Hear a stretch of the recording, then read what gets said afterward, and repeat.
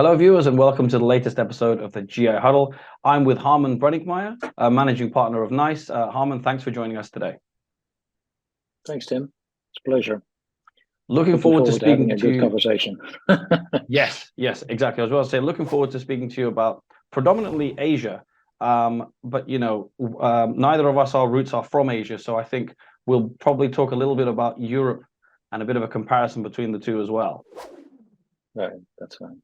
Yeah, absolutely. To begin, can you tell us a little bit about your background and how you ended up, I guess, specializing in what you're doing now and potentially the move from Europe to Asia? I'm US educated, and when I came back to Europe, I effectively wanted to represent a few American companies into the European market and push their product. And when I started doing that in the early, that was basically the late 80s, I came across a company called Micon that was the only jackpot provider on slot machines worldwide. So basically what they had is they had a technology that via a supercontroller, as they called it, and many people from the land-based area will still recall that, and a lot of them are actually still active, 33 years later. You had a controller, and the controller basically drove X amount of displays and was linked to a number of machines. And that could be from just a few machines to massive parks of hundreds of machines. From there, I basically started to sell the products and build out a manufacturing facility in the Netherlands, which was a lot of fun. Very difficult at that time. Mm-hmm. Micon went public and bought out my agencyship in 1993. And from there on, I started focusing on a lot of different regions throughout the EMEA. South Africa was exploding, and at that time it was very interesting how the developments there and the Mandela, etc., opened up the casino market and created a lot of opportunities. Switzerland opened up, France, Germany, England, who didn't grow, and then of course all of Eastern Europe and then Russia. When we started to do a lot of business in Russia. It was very interesting for me because I was politically quite active, as a younger person, and when I got into the gaming and when I got to Russia the first time, I was like, this is my arch rival, right? Because I was one of those guys that, was demonstrating in front of, place cruise missiles in Western Europe, which a lot of people didn't like.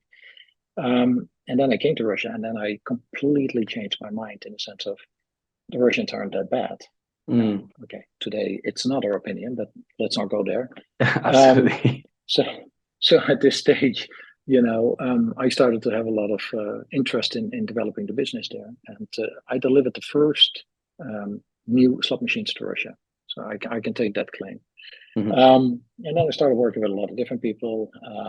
And as Micon, we were very neutral. So because we delivered these jackpot systems to basically any manufacturer, it was quite easy to deliver, let's say, the product and have the relationships with everyone. And as a result, we knew a lot of things.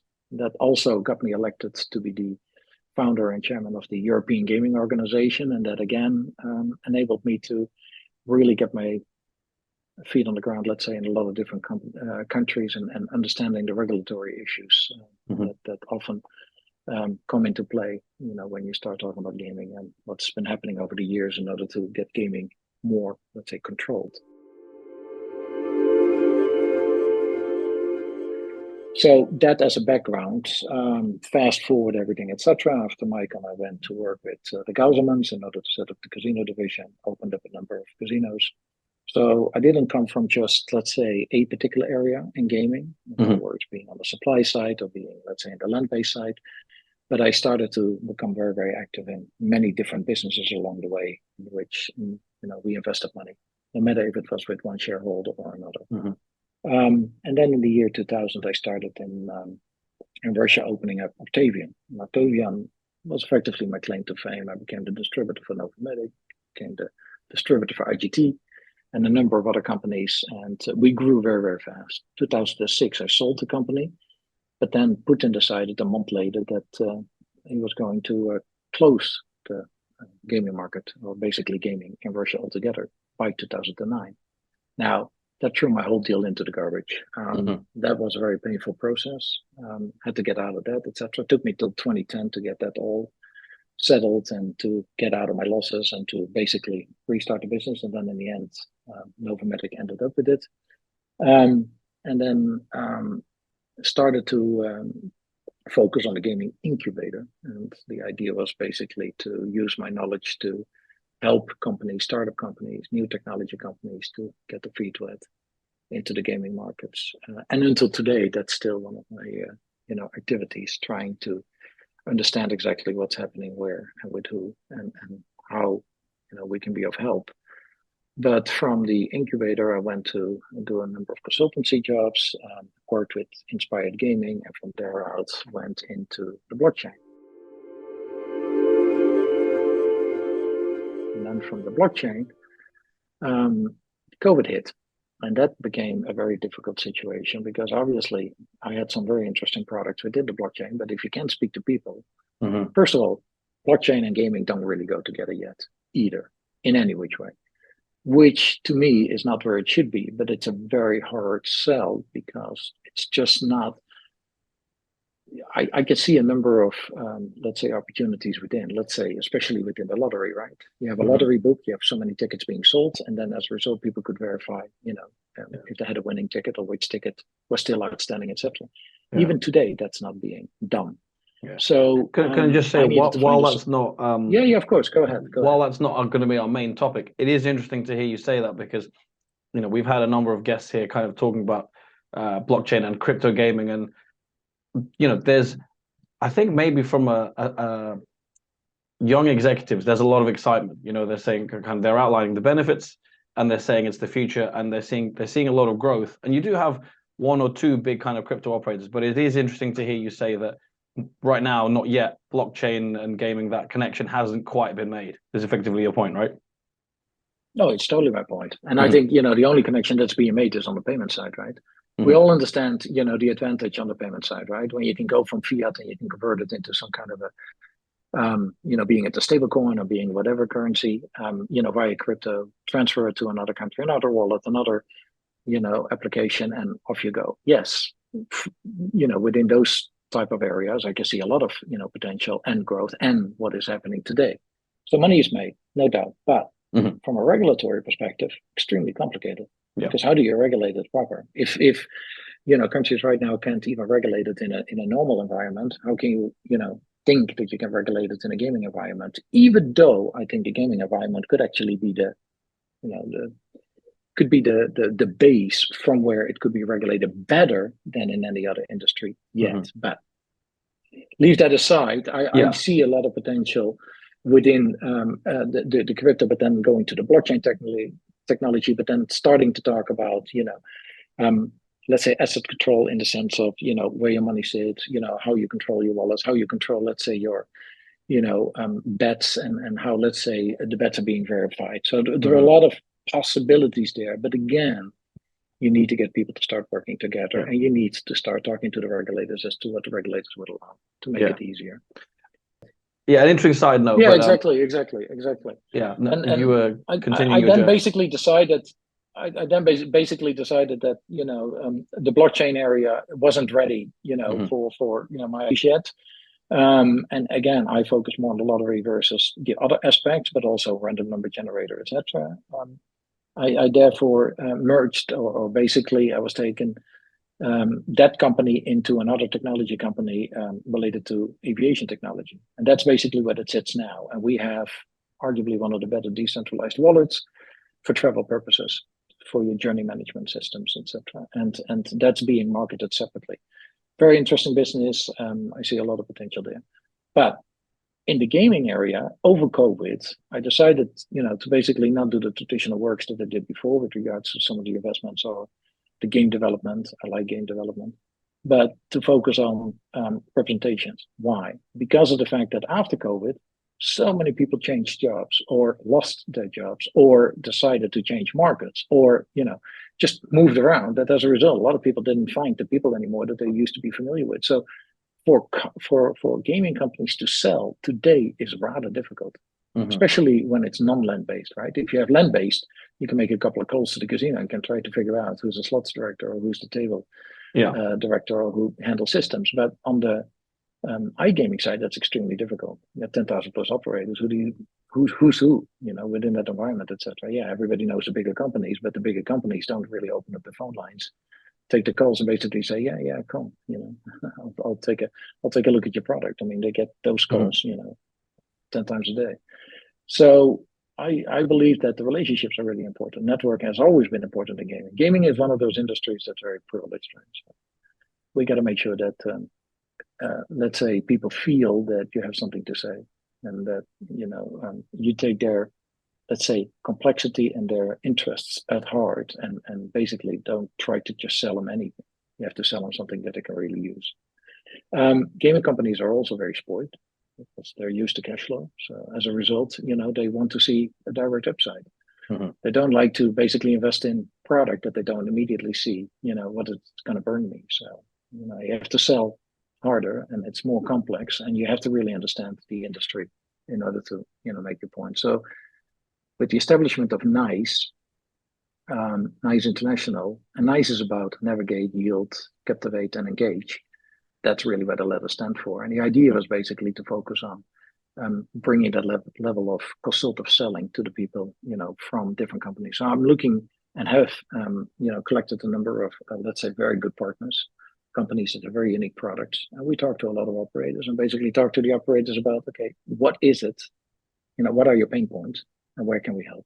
Yeah. And that's really how NYCE got established. Mm-hmm. But in 2013, I moved to Asia because of the fact I had a fantastic contract with the sports lottery. I was working with Inspired Gaming. I was working with AGTech, and we were basically and Letwork was totally in the mix because they were the one that had the direct contract with AGTech and with the sports lottery, and we introduced virtual sports. So originally I thought, this is going to be great. And we started to do really well, but then Xi Jinping decided to take a different route. Not a fan of gaming at all, to say the least. He basically decided that the lotteries was full of, let's say, corrupt people, and decided to do a push of, taking them out, etc., and to restrict heavily the type of new games that could be introduced. So from the time that we introduced the game to the time that the game was taken off offline, 8 years later, there is not much of a case to be made that China is open for business on the, on let's say, the legal gaming side, and obviously the illegal side, which he's trying to fight very hard. But that's a different discussion. Yeah, which I'm sure you're going to ask some questions. Yeah, well, I think no one's holding their breath, particularly for mainland China to legalize gambling anytime soon. But interesting to hear your journey, and almost a lot of focus on Europe, then some focus on Asia, and with the Russia focus in the middle, it's almost kind of a hybrid of the two, because so much Russia's so vast, some of it's in Asia, some of it's in Europe. But recently you spoke at the G2E Asia panel, and you spoke about kind of a slow progress of regulation across Asia. Can you kind of can you give a recap the kind of the main points of that? And I note that you mentioned kind of, I'm not sure if it's similar to the blockchain thing, and you, in the sense that you say in a regulatory sense, blockchain is tough and a little bit slow to get off the ground. Obviously, a slightly similar concept in Asia, but of course, for different reasons. I think the biggest problem in Asia is that people don't like to face complicated issues head on. Mm-hmm. There are several reasons for that, the way I look at it, okay? My point is that in Asia, there are a lot of people, right? In order to satisfy, let's say, a lot of people simultaneously, a lot of the politicians don't like to rock the boat. And we all know that, you have to be very careful in attacking people directly, right? That's not part of the Asian mentality. Mm-hmm. You basically, approach people, state something, and, you protect them in a way that, they can retain their, respectful, let's say, being, and as a result, within very complex issues, and that could, related to tobacco, prostitution, gaming, alcohol, etc. All of it is quite complex to be discussed at a national level in most countries in Asia. So what happens is a lot of differences are getting settled in different ways by different, call it the powers. Asia doesn't have the same, what I always say, that a society to really grow from needs to have a foundation. The foundation in generally is based by having, let's say the judicial, the executive, and let's say You need to have different frameworks that really operate in sync with one another. That's not happening in Asia in most of the time, right? So it's the powers that basically establish the foundation. And as long as the powers don't change too much, too fast, it is, pretty established. So when people are used to certain things, they just accept it for what it is. And Asian people in generally, they go with,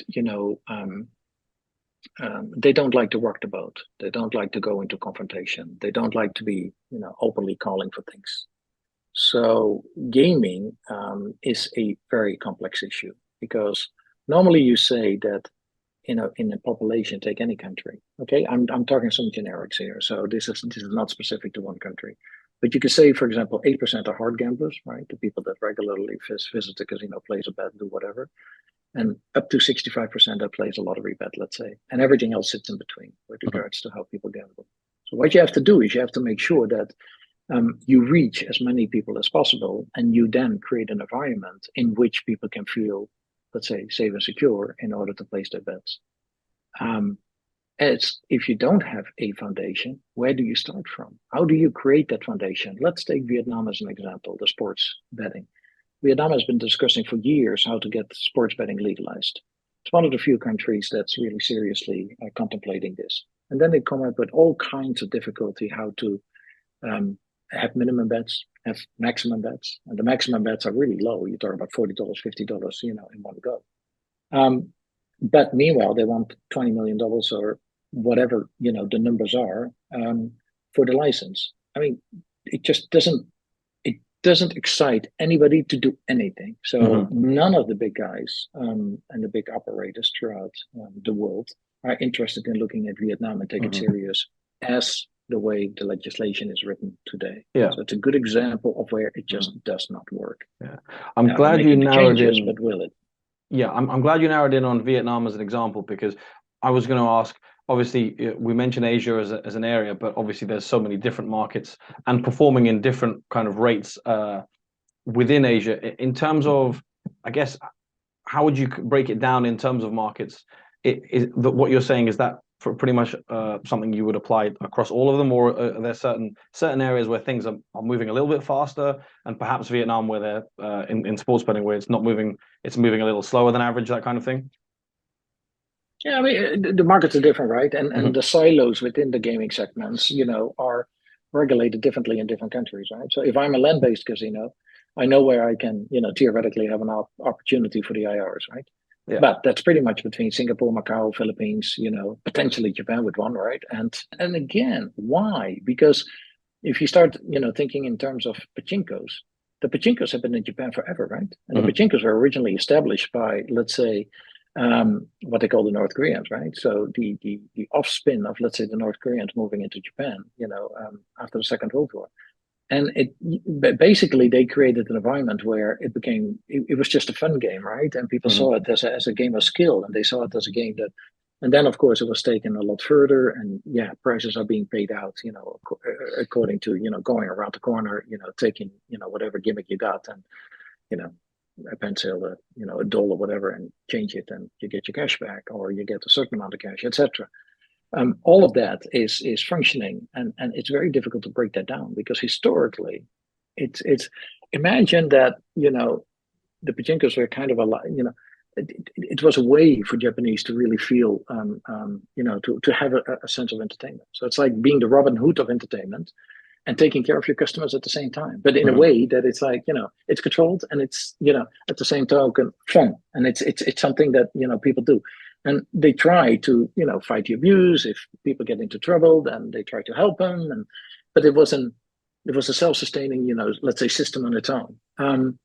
That, of course, is all breaking down as societies are being broken down, right? The social interactivity and networks within societies are breaking down as we're, let's say, in the 21st century. So that also has an impact on how, let's say, gaming needs to be regulated. So I like an order-based society, like the United States, like England, like, many European countries, where through an order-based society, you basically have, the three different divisions of government and governance, work this through and solve the issues, through debate. But if you don't have a foundation, how do you do that? If you have big powers in a country, let's take the Philippines. We all know that in the Philippines, you can't even own a business unless you're Filipino, for the majority of it. So you can't still today. So you cannot own a gaming business, purely by foreigners. So what do you expect? That foreigners are coming to the Philippines and basically say, I'll put a lot of money down. They'll have to set up all kinds of schemes, to make sure that, they can operate the way they would like to operate and be protected. Not easy. So you mentioned definitely the barriers of entry across Asia in certain markets, whether that be regulatory or societal. But we have seen certain growth in, for example, the Philippines, which, a good example you just mentioned, and Singapore as well.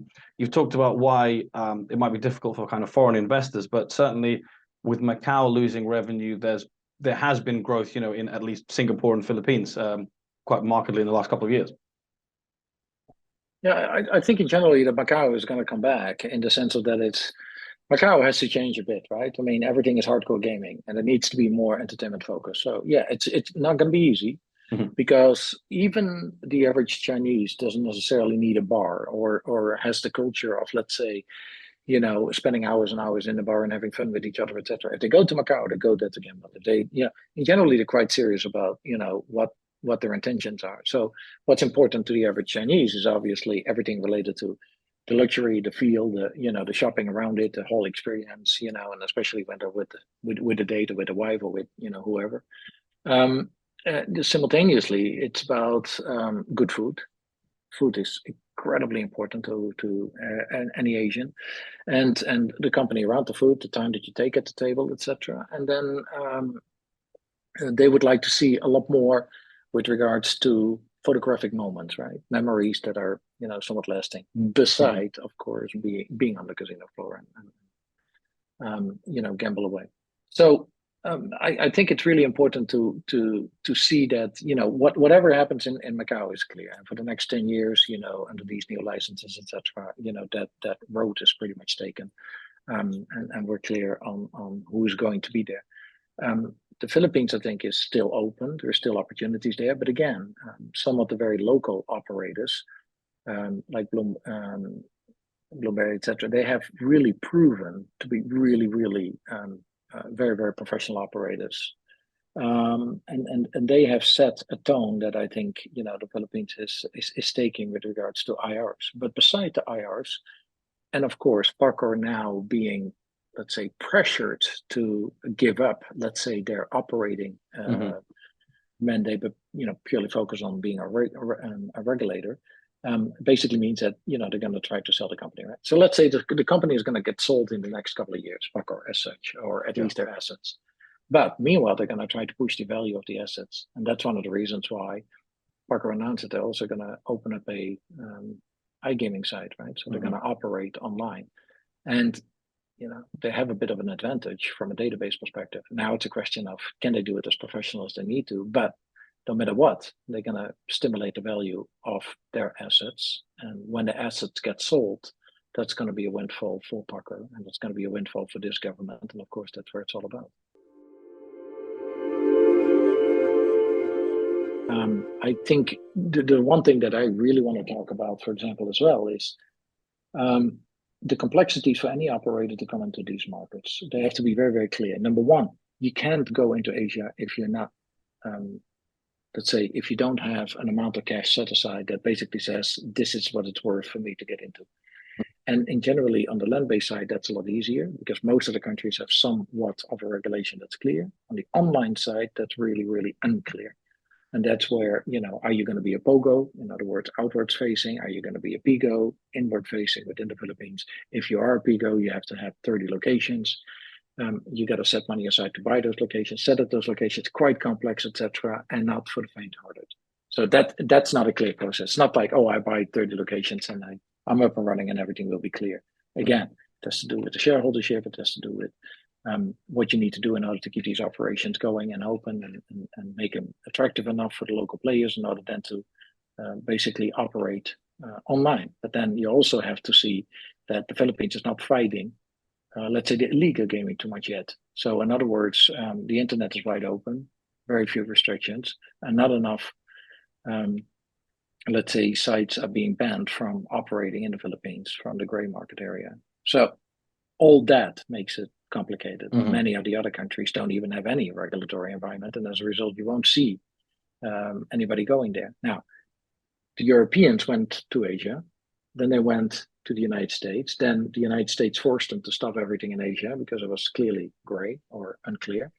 The Americans don't like that. So according to their regulatory environments, you have to follow, the very basic rules. So what has to happen is that everybody then started to, let's say, sell off their Asian part of the operations.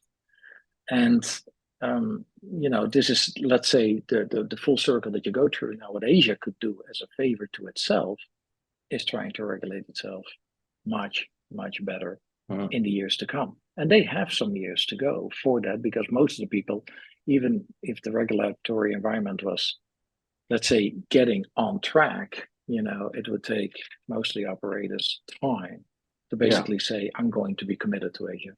Mhm.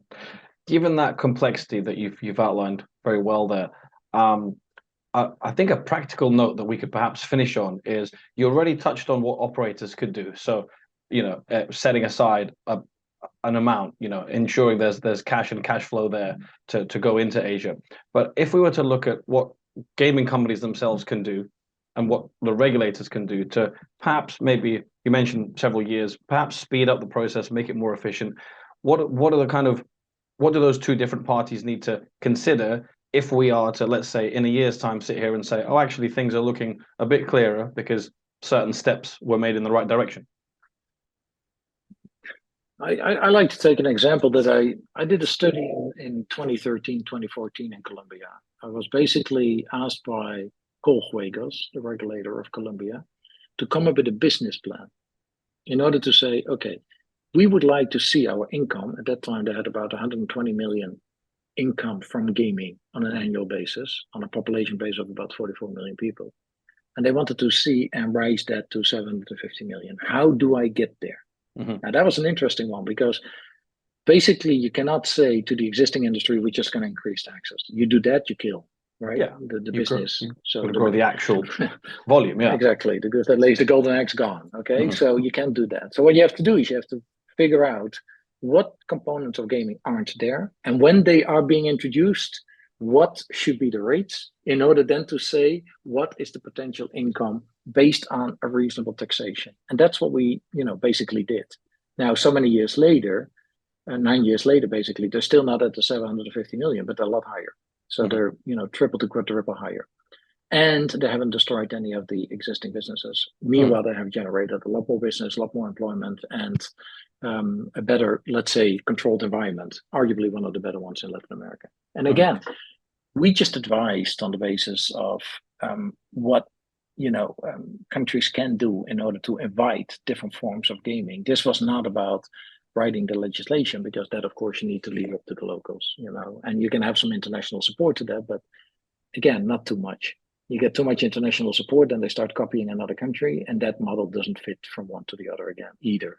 A good example is in Cyprus, where, for example, a legislative model was copied from the UK, and the same AML procedures were, are copied into Cyprus from the UK, but the Cyprus is a totally different market, and it's completely dependent upon its tourist industry, etc. So how do you kind of copy that on the same basis? You can't. So that creates its own challenges there. But that's a good example of where just looking to another country is not good enough. And I believe Packer is going to do something like that in the Philippines. They're going to try to compare a lot of different countries and basically say what's good here, what's good there, what's good there, and what can we learn from it, etc. That's a process number one. Step number one. Sure. They need to go through. Yeah, because to take your point, you can't directly copy a model, but that Colombia example shows it. Results can be achieved. It's not like, oh, we can. It's impossible. Correct. And then the other steps will be, first of all, you need to create. I'd often say to a country, you need to create a platform. A legal environment, and you need to basically say, what do we want to accomplish? We want to accomplish that. How much do we feel comfortable with? Right. A good example is that everybody, if you go around the world and you talk to people and you say, who are the better gamblers in the world, then everybody will say the Chinese. But do you know that in China as a whole, and you take all of the different percentages together, 0.6% of GDP is being gambled today, legally, somewhat. Mm-hmm. And Greece, as a good example, which is arguably, in my view, one of the most gambling-prone countries in the world, it's 1.15% of GDP. So you take those numbers, you start adding that up, you start comparing it, and then you're like, oh, wow, the numbers are quite different. And as a country, as a political entity, as a politician, you need to determine as to where you want to be. Mm-hmm. And how much, do you want do you allow, let's say, your people to gamble, and how much stress do you allow to be there in society just in case certain things happen? Because there will always something happen. But at least you're not sticking your neck in the sand, and you don't face it, head on. So outline, let's say, the steps in order to, which form of gaming to be introduced when and how, right? And that can be many years. You can basically make a plan for the next 10 years and say, mm-hmm. we're going to introduce every 2 years a new form of gaming, and then build up to, more of a legal market. I think that's quite important in order to then see that. And then, of course, the industry as a whole has to provide far more information. What we as an industry don't do well enough, there is so much information out there, but we don't share. And we don't have general depositories where, people can just go and say, here's where all the information is. These are the basic principles. It's like asking somebody that isn't a regular gambler and say, how much do you think a slot machine pays out? What's the RTP? And you know the answer to that. I mean, most people say 20%, 30%. I'm like, yeah, not really. Yeah. You talk about 93, 94, 95, and, go to table games, you go up to, 99, whatever. Yeah. And that's what people don't realize. A lot of people are just totally misinformed, uneducated. So we need to educate people. And that is, in my view, a task of the industry. We need to do a much, much better job in general education about gaming. Absolutely. And that needs to go to politicians, right? We need to especially train politicians. What we should do is sessions in countries and invite people and basically say, let's get down. I mean, look at how much misinformation in Brazil, how much misinformation. India, the latest what India introduced, utterly ridiculous. They have only skill gaming, and they introduced a 28% tax on all turnover. 28% on turnover. So I start as a gambler. I sign up for a site. I'm going to play some rummy, the Indian equivalent of poker. Yeah. I'm going to, play the game, and I deposit 100 rupees, and 28% of that is immediately taken by the government. Yeah. Well, yeah. That's kind of a. I mean, this information is an interesting point. I think we won't go too far into it because this could be a whole other episode. But even in the UK, a heavily regulated market, just the way statistics in the last few years have been, distributed with certain kind of bias and stigma. A mature market that has a lot of information, there's still misinformation with regards to the public. Like you said, if you asked the average person on the street, say, about the statistics, the impression is that, a gambler immediately loses all of their money in the UK. But of course, if you look at the statistics, it's not true. But you have certain voices in the media or in politics which skew that anyway. So I take your point, and maybe I think I'm adding to your point in the sense that even in a market like the UK, where there is a whole load of information, the way the information is almost redistributed is also kind of misinformation. Absolutely. I mean, we need to do a much better job, and that's where I feel we're not talking enough with one another. And many times when I have been around in different countries, etc., most gaming companies fight each other, to get certain types of legislation through or whatever. Yeah. And especially in Asia, where the powers are so strong of, let's say, the money and the people that have the money, right? The Philippines, the famous saying is that, most of the Philippine economy runs on is being run by 25 families, etc. No matter if that's an exact statement or somewhat of an exaggeration, the point is there is a lot of power concentrated in the hands of a few. And in Asia, that's far stronger than in many other countries. And that will always be a problem to getting the proper legislation, implemented. Yeah. Well, to your point about the industry talking to each other, hopefully us talking here is helpful to our viewers and to anyone potentially looking at these markets. But Harmen, I wanted to thank you very much for your time. I mean, a very, very broad conversation, covered a lot of topics. Even got like things like blockchain in there, which we weren't necessarily planning to originally speak about. But I look forward to speaking to you again, and thanks very much for your time and for your answers in this episode. I appreciate it very much, Tim, and continue with these podcasts. I think it's important. Thank you. Thank you very much.